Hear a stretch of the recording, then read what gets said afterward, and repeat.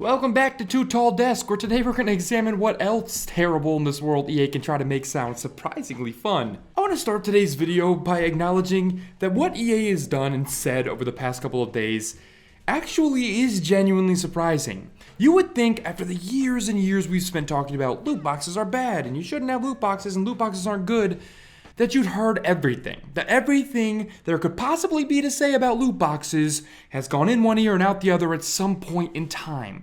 You know how much precision, you know how much thought, you know how much creativity it takes to say something new about loot boxes at this point?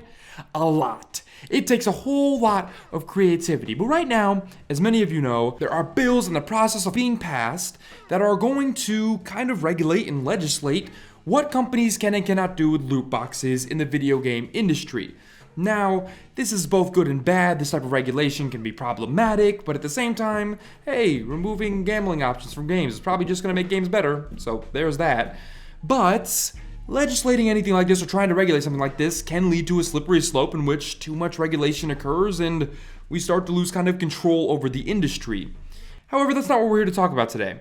We're here to talk about companies that make their entire killing on these systems, on these loot boxes, and exactly what these companies are doing to fight for their lives as the mean people of the government try to take away their ability to make millions of dollars off of 8th grader Chris that has his mommy's wallet because she's asleep in the other room and he knows where it's located. Daddy doesn't punish him, so, you know, rich kids, I guess. The point today is that representatives from EA, representatives from Activision, representatives from large companies in the video game industry are being asked to testify, are being asked to talk and speak with government officials and lawmakers to kind of find out what's really going on with this whole loot box thing and how damaging it is, and if it is damaging at all, and whether or not they should be allowed. And EA's dropping some gems trying to keep their boat afloat. EA has taken a very particular stance about loot boxes during this process. Now, let's keep in mind that should these bills pass, they essentially would be screwed out of the ability to implement them at all. They would be considered gambling, and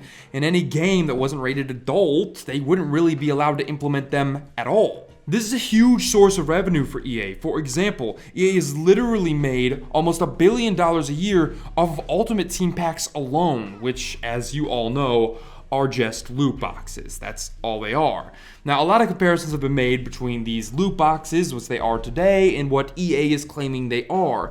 EA has always said things along the lines of, throughout this process, loot boxes are optional purchases that give you tangible things in a product that you can tangibly own.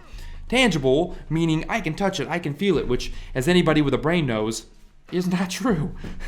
It's just not true. And that's part of the problem with this whole bill passing ordeal is a lot of these things are digital products, and almost everything you get out of a loot box is digital, and thus do you really own anything? And at that point, isn't it almost exclusively just, well, gambling? In an oral evidence session, which is about the worst name for any government conversation you could have, with UK Parliament, an EA legal representative spoke about loot boxes recently. By recently, I mean literally a day ago.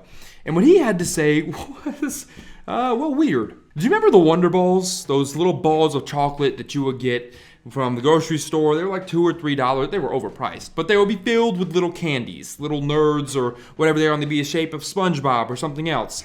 Now, think back even further, and do you remember the little Wonder Ball type things that were filled with toys?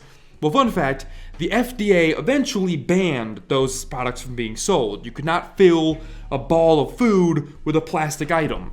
Shocking that no one thought of this beforehand, but the reality is that it's pretty dangerous to put something that's not edible inside something edible and hand it to a child. Again, shocking. Well, what's not all too shocking is that the obtuse nature of the brains working over at EA don't realize that these items were banned. And they don't realize that they were banned because they were dangerous, because that's now what they're saying their loot boxes in their game are, specifically Star Wars Battlefront 2 and FIFA. EA's legal team is claiming that the loot boxes are actually special surprises, or as they put it for a new video game buzzword you can't wait to hear, surprise mechanics. And these surprise mechanics are no different than the LOL balls you see on store shelves, or the Wonder Eggs, or Wonder Balls. You buy it, you open it up, and you get something inside. You don't know what it's gonna be, but you buy it anyways. Not only that, but in their words, these type of surprise mechanics are not only ethical, but they are fun, and gamers love them. That's not a joke. They literally said and believe that they are providing gamers with something fun and enjoyable that they like and want. Let me tell you a little secret, EA. Let me tell you a little secret, UK Parliament. Just because something is purchased doesn't mean it's something you desire. Right? If I go out and I buy a broom, it's because unfortunately I have to sweep my floor. Not because I'm really stoked to hop on it and fly around with Harry Potter. But to use a less strained analogy, addiction is a real thing. If I walk into a casino and I spend $500 and I have $500 to my name, I'm probably doing that because I at this point am mentally addicted to the act of gambling. Just because gamers are purchasing something doesn't mean that A, they should be, B, they know what they're purchasing, or C, it's something that they want, they desire. Sure, in their head, yes, I do want to spend $3 of my mommy's money on the FIFA Ultimate Team, but 5 weeks later, when they're spending $300 of their mommy's money, they oftentimes don't recognize that this is no longer desire, it's almost mental necessity, it's dependency on these things. But let's get back to the Wonder Ball comparison, shall we? What EA doesn't seem to recognize is the difference between a tangible physical item and a virtual item. When you buy a Wonder Ball or an LOL ball, whatever those things are, you open that thing up, you keep it forever. It is yours, you own it, no matter what's in there, you can feel it, you can hold it, it's yours. Now, let's just look at Lawbreakers, a game you can no longer play, that you had to spend $40 on at launch. You can no longer play that. Now, it's also safe to assume that the servers for EA games won't be up forever. So when you're spending your money buying an Ultimate Team pack or gambling away on EA's whatever, FIFA 45, that's not yours to keep. You don't own anything. There's nothing tangible. There's nothing real there. Essentially, what it is fantasy sports. The only difference is you receive literally nothing in return. I hear a lot of people defending loot boxes, but they often miss that fact. Well, people enjoy gambling. People like going to Vegas. People like going to all these other things. That's true. But in Vegas, when you spend $300 on a craps table, there's a chance you're going to get your money back and more. And if you do win something, you get to keep that. You get to walk out of there with your $5 that you likely didn't win. And that's great because there's a risk-reward proposition there. But there is no longer a risk-reward proposition with FIFA Ultimate Team or any of these things. In fact, the tangibility of these things, the existence of them only matters for what, 10, 11 months at most? But let me read you a quote of that conversation with UK Parliament. EA says, "We do agree with the UK Gambling Commission, the Australian Gambling Commission, and many other gambling commissions that they aren't gambling, that being loot boxes. And we also disagree that there's evidence that shows it leads to gambling. Instead, we think it's like many other products that people enjoy in a healthy way and like the element of surprise." Look, EA, I'm gonna go back to this again, just to clear this up. There is nobody, and I do mean nobody on this planet, that likes opening $10 worth of Overwatch loot boxes and getting a couple common Zarya stickers. Nobody. There is nobody on this planet that likes that. The definition of gambling is to play games of chance for money, but more importantly, number 2, take risky action in the hope of a desired result. I think we all here can agree that in terms of taking a risky action, putting your money on the line for a legendary Reaper skin or putting your money on the line so you can play with PELE and FIFA is a risky action for a desired result. The action, spending your money, opening the pack. The desired result, getting PELE or Grimace from McDonald's on your Ultimate Team. That's the desired result. That is, by definition, EA, gambling. By definition, it is gambling. Let me ask you guys a question. How many times have you looked around your room with your friends in there and you're playing FIFA together and you go, you know what I really like about FIFA? The surprise mechanics in FIFA Ultimate Team. I love them. I really, really do. But you know what I love more? Spending money on those surprise mechanics. Probably never. Because what EA fails to understand is that yes, people do love surprise mechanics.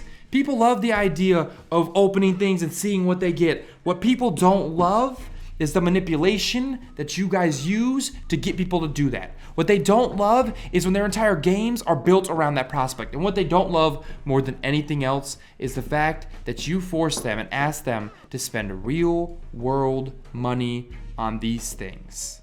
right? You don't say, hey, we have this awesome system. You open cards, you get to see what you got, you put them on your ultimate team, and guess what? You know how you open those packs, you know how you get them? You play the game, and the more you play the game, the more packs you get. There is no option to buy your way to victory. There's no option to buy your way into packs. You gotta play. You gotta have fun. That's how you get these things, and it's the only way. I have news for you. People would love that. People absolutely would love that. Let's take a look at Star Wars Battlefront, for example. Did you think that went well? What about those surprise mechanics? Of course not. It didn't go well.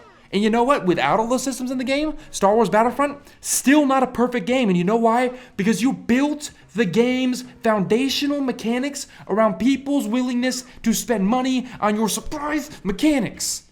That is not the right way to do things. Right? This is not a case of EA is making games that have loot boxes in them, and that's bad. This is a case of EA is making games that revolve around loot boxes, that manipulate your playtime, that manipulate you as a player to get you to spend money on their loot boxes, which still won't promise you the things that you want. I never, in my life, 10 years ago, would have ever guessed that every game I buy from now on, I would not get the entire game unless I spent money or spent an inordinate amount of my time to get those things. When I got NBA Street Volume 2, when I got Super Smash Bros. 64, I didn't have to pay money for the chance to unlock new characters. They were there in the game day one. Now, I'm not throwing Nintendo under the bus here. I'm just using an example. I never could have imagined 10 years ago. And if you want to go into the comments and say, but Tyler, games cost more to make now. They need to make that money somewhere. Really?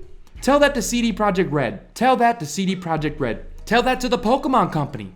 Tell that to Game Freak. Tell that to basically every first-party Sony studio. Tell me how Activision, a studio that literally craps out games on essentially a year and a half worth of development cycles, a team of people that make these games reusing assets, reusing ideas, repeating behaviors, tell me how their exponential amount of sales require them to continue to monetize their games. Tell me how FIFA, which almost every year is just FIFA 08, then no FIFA 08, and then FIFA 08, and then FIFA 08, and then FIFA 08. Tell me how those millions of sales each year require them to continue to overtly monetize their games. They don't. They don't. EA is on their last leg with this fight. They know it, and we know it. Don't buy into their surprise mechanics nonsense. Continue to spend your money wisely. Please. Because I assure you it will pay off 5 years from now when EA is in a place where they actually have to make good games. But now I want to know what you guys think. Do you think loot boxes are gambling? Do you think they're bad? Do you think they're great? As usual, no shaming anybody in the comments for their opinion. That's not what this forum is for. We should be able to talk about these things because that's how these things change. That's how they get better. It can also be how they get worse, but that's not the point. Do you think loot boxes should be in games? Do you think they're good? Do you think they're bad? What do you think of them in general? Let me know the answers to any of those questions down in the comments below. Let's have a real conversation.